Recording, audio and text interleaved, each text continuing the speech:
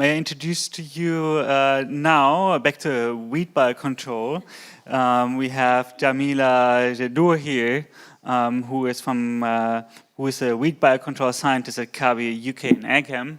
And so she's working on weed and arthropod biocontrol using fungal pathogens and insects in both tropical and temperate regions. So it's going to be very interesting to hear about that now. Thank you. Afternoon, everyone. So I'm another person from CABI. I'm in the UK. I'm hopefully going to show you that there is hope for Europe for weed biocontrol. So going through some of the weeds that we are managing in the UK currently, and we've been releasing biocontrol agents for over a decade now. It's been quite a challenge fitting what we do into a business model, but I've tried my best and I've followed the template. So actually, before, how do I go back? Thank you. Yeah, just the pictures that you see there are the 4 biocontrol agents which we've released. So the first one was against Japanese knotweed, which you might know, or Rhinutia japonica, and you can see the one, the little sap-sucking bug there feeding, and then there's a rust against Himalayan balsam, a tiny little mite against crassula, which is a waterweed, and then lastly a weevil against floating pennywort. So those are the sort of 4 that I'll be focusing on, but because I didn't want to fit the business model to just one thing, because there's so many variables with weed biocontrol, from choosing the target to having the right natural enemies. So it's more of a sort of holistic look at fitting a model into weed biocontrol that we're doing in the UK. Okay, so Mark didn't introduce CABI, so I thought I would, in case many of you probably don't know where we are, who we are. So our main mission is to provide scientific expertise and information to solve pest and disease problems in agriculture and the environment. So we're development-led, not-for-profit. Most of our work is for smallholder farmers in Africa, Asia, but we also work a lot in Europe, and long history, so we were established in 1910. Our main sort of core business is publishing, and we produce a lot of books, e-resources. Some of you may have used CABI products. So that sort of generates money, and then that gets put back into the scientific research. So we have to apply for projects and bid for money. We don't have any core funding. We're owned by 49 member countries, and they kind of guide and influence our mission, based also on their sort of country needs, but the donor environment. And we have a global reach, so we have a lot of offices all around the world, and that really helps with weed biocontrol and insect biocontrol, having those bases in lots of different countries. And we have a long legacy of biocontrol, so CABI's been involved in biocontrol activities since the 1950s, and so a lot of countries sort of trust the work that we do, and as Mark highlighted, we've been involved in some of the big successes in insect and weed biocontrol. I've just put at the bottom there the economic cost assessment that was done by CABI for the UK on invasive non-native species. And it's a growing field around invasive species awareness in the UK, also trying to put an economic cost to them, and I'll come to it later, but it's hugely important to get buy-in from donors to be able to show that these weeds, which are environmental, can have a huge economic impact, which can be measured, and it is difficult to measure those compared to agricultural weeds. So I'll just go through this very quickly because I know Vincent and Mark already covered it, but so we're dealing with classical biocontrol as a method, and the aim is to establish the agents over the long term. It's a slow process, but ideally you bring the weed under economic threshold. And so it's not eradicated, it's still present, but it's not having that impact on the native environment. Lots of agents have been released against weeds worldwide. So over 100 years of releases against lots of target weed species. So although this is very new to Europe, we have been the source country for all of those agents that have been introduced elsewhere. And it's new to Europe because, well, there's lots of things. There's an issue of scale. So in the UK and other countries in Europe, we don't have the areas of land covered by weeds as they do in Australia. For example, the cacti that we saw earlier covered an area the size of half of Belgium. But there's also public perception, risk aversion. So there's a whole load of complex issues around biocontrol of weeds in the UK and Europe. But we are slowly getting momentum with these case studies, which I'll go through. So there have only been 5 exotic biocontrols agents released against weeds.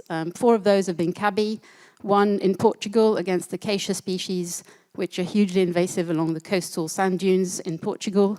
And that was a piggyback project where acacia species from Australia were hugely invasive in South Africa, very effectively managed with a gall wasp. And the Portuguese were able to work in collaboration with the South Africans to test the wasp and then get permission to release it. So 5 agents to date. And if you're interested in the whole history of biocontrol of weeds, there's an excellent publication which covers all of the targets and all of the agents released to date. Because I followed the template, I'm going to spoiler alert and give impacts and results at the beginning, but I'll go back to it. So this is purely looking at the UK aspect. But what we've seen is, specifically from the UK government, a very strategic and proactive investment in biocontrol of weeds, which has been really good because, as we saw earlier, funding is key to being able to develop projects, but also sustain that funding to be able to monitor and to show impact and to show results, and also to highlight what plants are coming in, what targets there are for the future. And DEFRA in particular, so the Department for Environment, Farming and Rural Affairs, Food and Rural Affairs in the UK, have been underpinning all of our research work.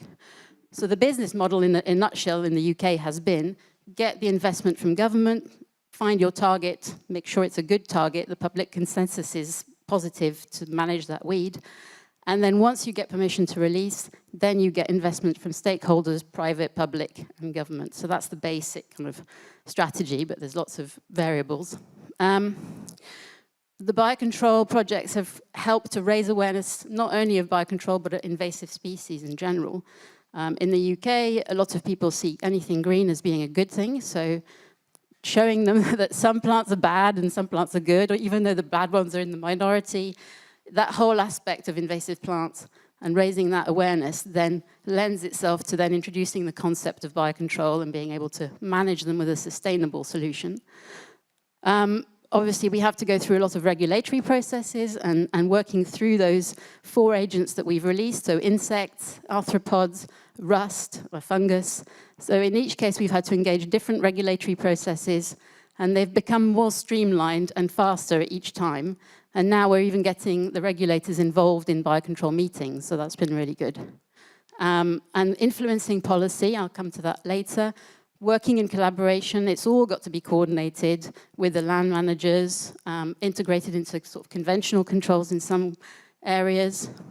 Technology transfer, piggybacking, so we mentioned the Portuguese, but there's huge opportunities for Europe, Northwestern Europe, where there's basically common targets and a huge number of off-the-shelf agents, and making strategic alliances.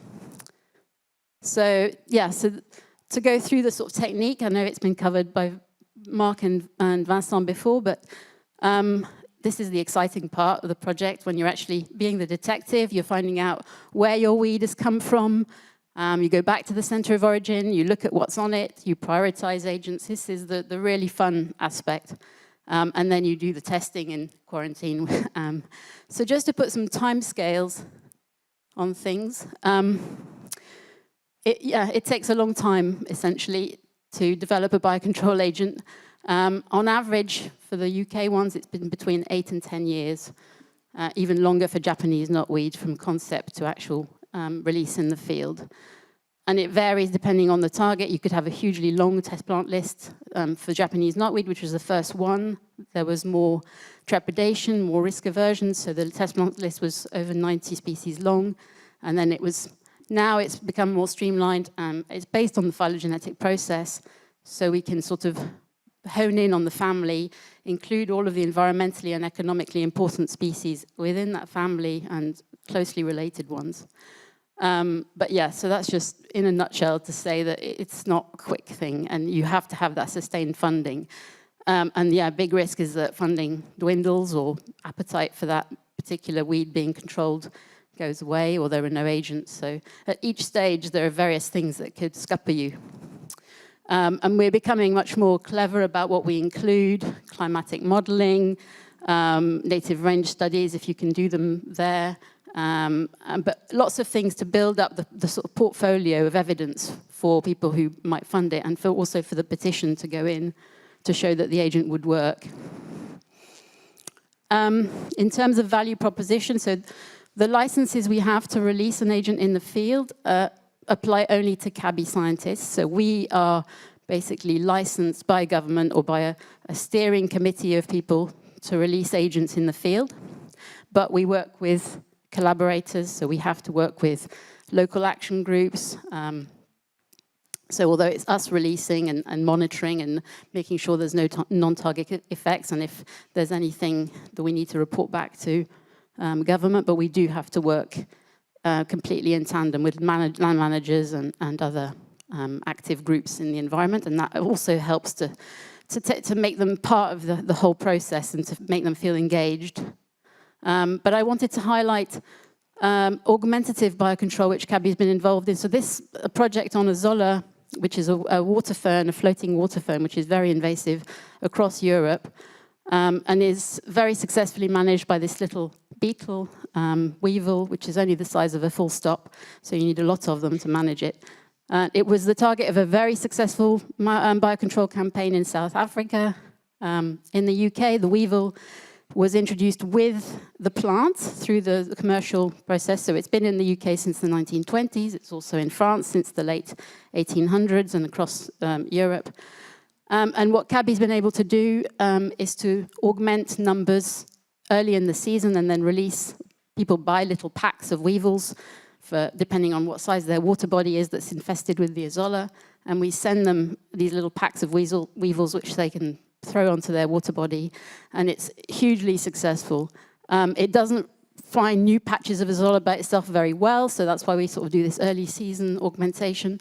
But it's a huge advocate for biocontrol efficacy and safety in the UK, and we use that as an example of how biocontrol can make a big impact. And people love weevils, so that always helps. And then we also, for targets which have conflicts of interest, we develop wood-rotting fungi, so things like buddleia and rhododendron, which are ornamental plants and hugely valued. We are able to formulate fungi to spray on as a bioherbicide.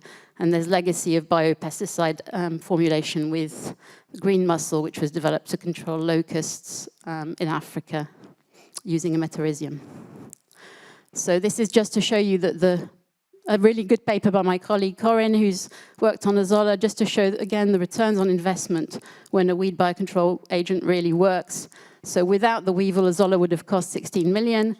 With the naturalized population, the accidental introduction of the weevil, it's reduced a lot less. And then with the CABI's augmentation program, again, so it's a plant that's not really a problem. It sort of peaks and troughs. If it's been a hot period, people get the weevil and it disappears. So just to give you some pictures, so this is a typical Azolla infestation. This was an angling or fishery. They sent off for the weevil, so this is in June. And then the weevils were released, and then literally after a month, the whole area is clear. And you'll get pockets of Azolla with thousands of weevils clinging on, waiting for it to grow again before they can feed on it. Yes, so actors in the UK, the donors are partners for the research side. It's mainly government and government agencies. And then once you get release, everybody plows in and gives us money. So it's angling clubs, canoeing clubs who help to have volunteers on the ground to collect plants. We can use those plants to feed our insects. So it really is cross-cutting. It involves so many people once we are releasing. And the motivations, well, there's the general push for sustainability, fighting the drivers of climate change. The alternatives of chemical and mechanical controls aren't working.